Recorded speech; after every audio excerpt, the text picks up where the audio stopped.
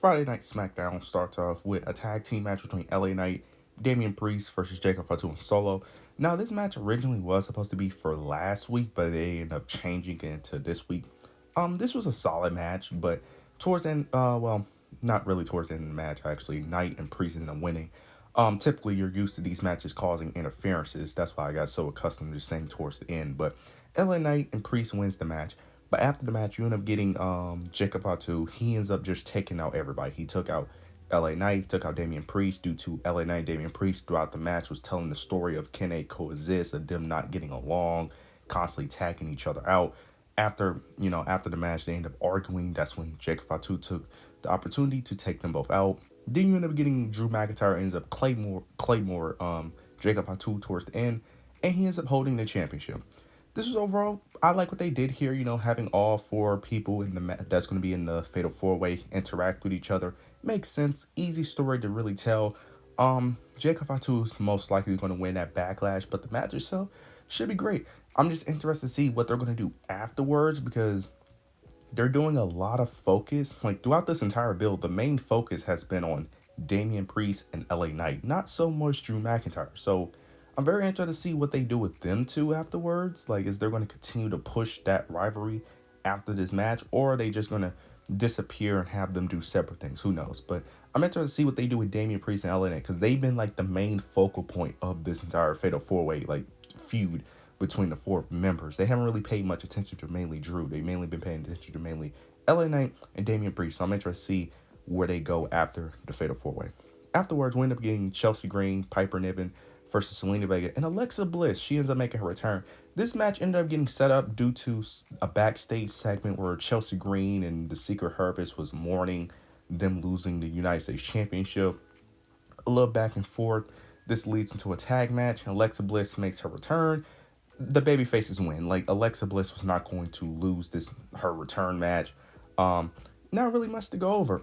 Now there was a segment. Well, I'm gonna get to that afterwards, actually. But yeah, I'm interested to see what they do with Alexa Bliss. It's very strange what they're doing with her because for the majority of the rumors, I just assumed that we weren't going to see her until the Wyatts come back, and I really have no interest in that storyline. I just don't.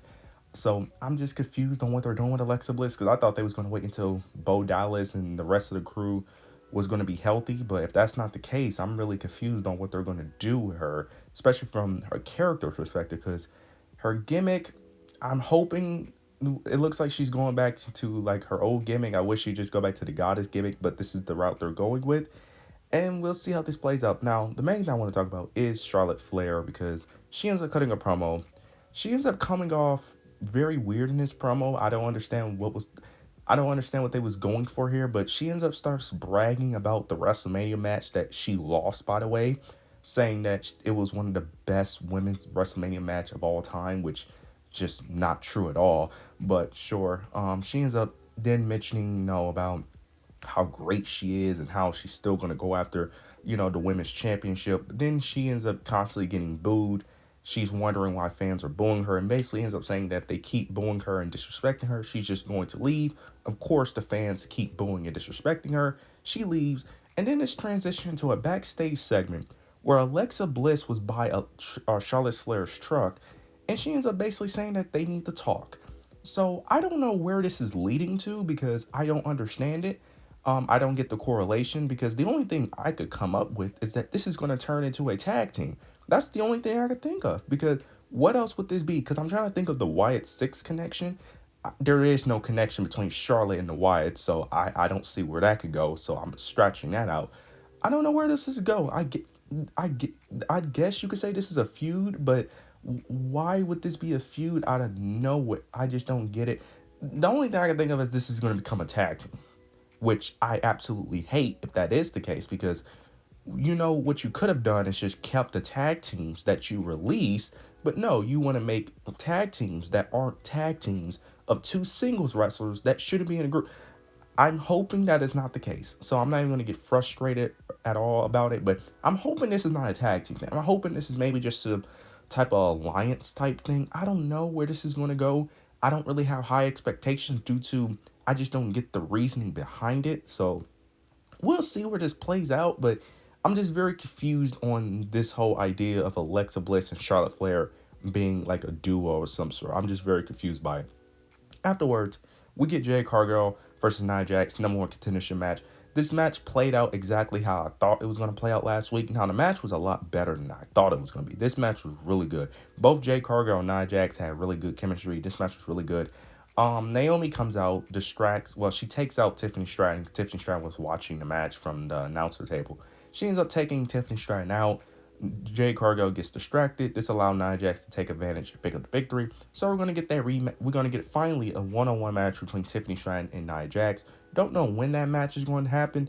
Maybe it's probably going to happen next week. I don't know, but interested to see how that plays out.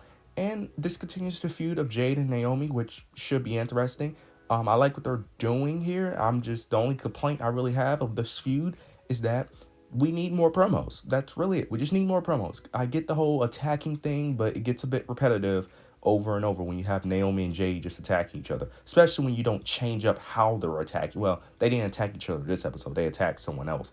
But it gets a bit repetitive when you attack them the same way over and over and over again. You know what I'm saying? Add some diversity. Do some stuff where they attack each other, do a barricade, fight backstage, slam each other on the car. Like, we need some diversity. You can't just keep it having them attack people the same way. But nonetheless, I'm interested in the rivalry. Afterwards, we end up getting Fraxium for the Street Profits. Not gonna really speak. The match was great. Fraxium just put on banger matches all the time. Whenever they're in the ring, just expect a banger match, especially when you have the Street Profits in it. You're gonna get an amazing match. Fraxium actually picked up the victory. It was a non-title match, so this protected the Street Profits. Plus, also the Street Profits was dealing with injuries, so that protected them. But I like the push that they're giving Fraxium. Fraxium deserves the push because they are one of the best tag teams in the world, arguably the best in my opinion. And they're just amazing, bro. Like, these guys are just great. I love the work that they do from a character and in-ring perspective. They're just amazing. Wish we could have got this on Raw instead of SmackDown, but I will say this, they do add a different element to the SmackDown roster where it's not a bit repetitive with some of the people like Motor City Machine Guns and DIY. So I somewhat like it, but overall I like the push that they're giving them. Now, I don't see them dethroning the Street Profits this soon. If they dethrone the Street Profits this soon into their reign, that would be kind of, I wouldn't be mad at it, actually. I wouldn't be mad at it because I low-key wish some NXT talent were that dominant because I feel like not every NXT talent needs to get this very slow build, very slow.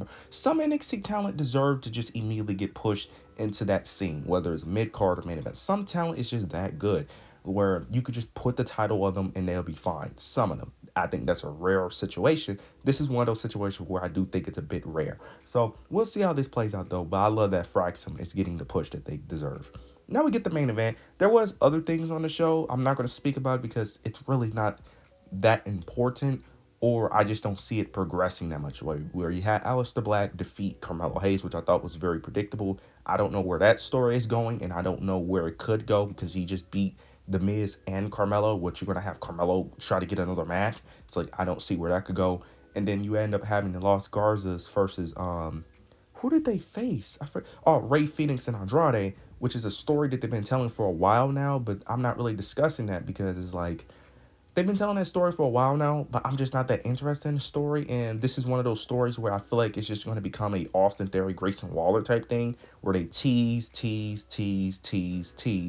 and then maybe they'll finally do it because after the match, after they lost, like they always do, they ended up showing a segment. Well, it was not a segment, but Santos tried to confront Berto, but Berto ends up pushing Santos off of him and ends up leaving. So I guess there's some story development, but I'm not going to get my hopes up until I actually think it's actually going to lead into a turn. We get the main event. Johnson, he cuts a promo on Randy.